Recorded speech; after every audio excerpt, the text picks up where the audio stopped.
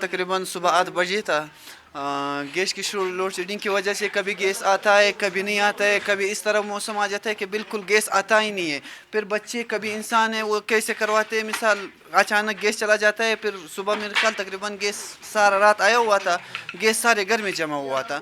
سارے گھر میں جب جمع ہوا تھا ہمارے بچے جب ادھر آیا تھا, جب تیری لگایا سارا گھر بلاسٹ ہو گیا.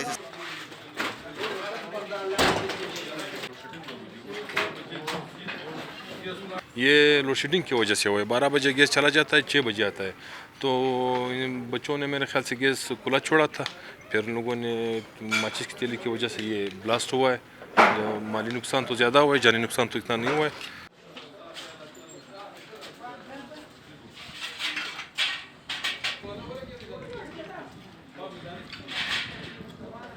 یہ جیسی سردیاں آتی ہے کوئٹہ کی عوام کے ساتھ یہی ہوتا ہے. پورے پاکستان جو ہے کوئٹہ کے جو ہے بلوچستان سے گیس نکلتا ہے اور پورے پاکستان جو ہے مستفید ہو رہا ہے. اور ہماری یہاں پہ جو ہے ہم لوگ اسی چراغ ترے اندھیرے کی وہی کہاوت ہمارے پہ فٹ ہوتی ہے.